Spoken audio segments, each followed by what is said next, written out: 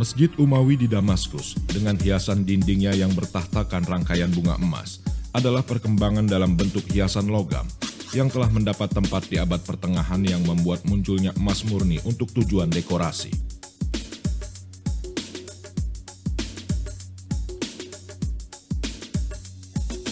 Rangkaian bunga juga digunakan untuk menghiasi permukaan yang rata. Penggunaan berbagai pewarna yang dimulai pada masa kejayaan Islam juga membantu berubahnya wajah peradaban. Disiplin ilmu pertama tentang karya seni dari logam di Timur Tengah dimulai pada abad ke-8 pada masa Kekaisaran Abbasiyah di wilayah ini. Di Damaskus, peninggalan karya seni logam telah melalui evolusi yang panjang sebelum mencapai masa kejayaannya. Tembaga adalah salah satu logam pertama yang dibuat suasa, campuran dari tembaga dan timah yang menghasilkan perunggu.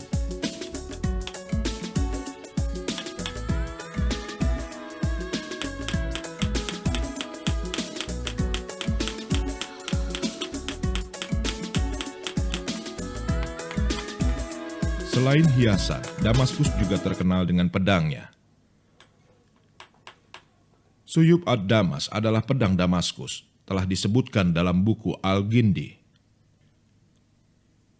Sekarang di barat, nama baja Damaskus adalah simbol pisau dan pedang berkualitas tinggi yang merupakan kualitas terbaik di dunia. Ternyata, nama laras Damaskus namanya masih dikenal untuk senjata buatan tangan berlaras dua. Peristiwa penting dalam sejarah iaitu penciptaan Damascus Steel ataupun keluli Damsyik yang biasanya dibuat pisau, pedang dan sebagainya, yang dia punya mata dia sangat tajam dan tahan. Dia boleh memotong sehelai sutera. Sutera yang lembut tu dia boleh potong. Begitu tajam sekali. Ya. Dan dia boleh memotong besi yang lain tanpa bengkok. Begitu hebat sekali.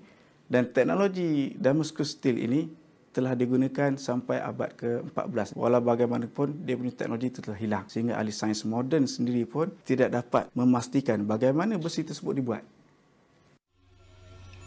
Pada dasarnya, perkembangan ilmu kimia dalam dunia Islam adalah untuk memenuhi kebutuhan sehari-hari masyarakatnya.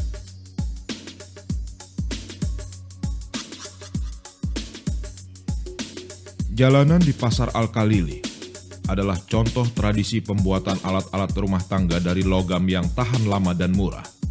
Mereka menggantikan barang-barang yang dibuat pada era sebelumnya.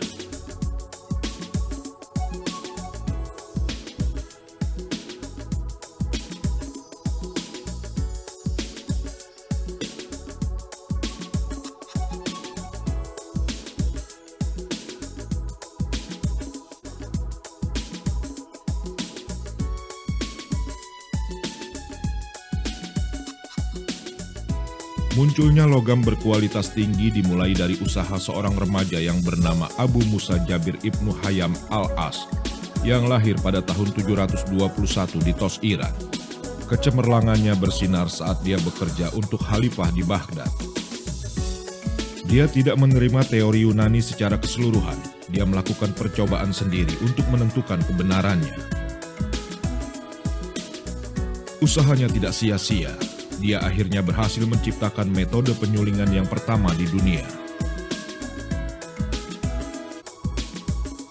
Ini adalah alat penyulingan yang diciptakan oleh Jabir Hayat.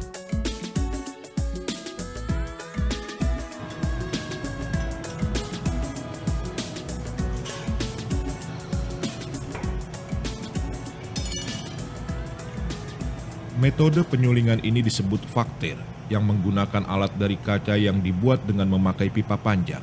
Sampai sekarang di barat dikenal dengan nama alembik, berasal dari bahasa Arab, al-ambik.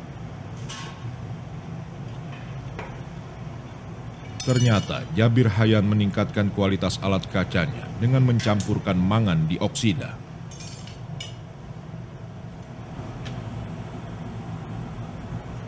Mangan dioksida membuat bening permukaan alatnya dan menghilangkan bayangan hijau yang menghalangi transparansi kacanya. Penemuan ini masih dipakai sampai sekarang. Beberapa pembuatan kaca yang terkenal pada masa peradaban Islam dulu ada di Damaskus. Kualitas bahan kimia dan bentuk alat-alat kaca terus meningkat dengan drastis. Dunia Barat mulai mengenal nilai seni hiasan dari kaca pada masa Perang Salib. Teknologi ini terus berkembang pada masa pemerintahan Ottoman di Turki. Setelah abad ke-19, barang yang bentuknya unik dan artistik mendapat perhatian di Eropa. Dengan dibuatnya alembik oleh Jabir Hayyan, konsep penyulingan pun dibangun. Penyulingan adalah proses pemisahan dari dua cairan dan dua perbedaan dalam gelombang tekanan. Metode ini membantu Jabir Hayyan untuk menciptakan berbagai zat asam, di antaranya asam asetat dari cuka, asam tartarit dari sisa pembuatan anggur, asam sitrat dari asinan buah jus jeruk nipis dan buah-buahan mentah, asam nitrat dan asam hidroklorid dari kombinasi berbagai jenis garam, belerang, dan amoniak. Proses penyulingan yang diciptakan pada masa Jabir Hayyan masih dipakai sampai sekarang. Sebagai contoh, tapai beras yang dipanaskan pada suhu tertentu untuk menghasilkan sari alkohol dan substansi lainnya.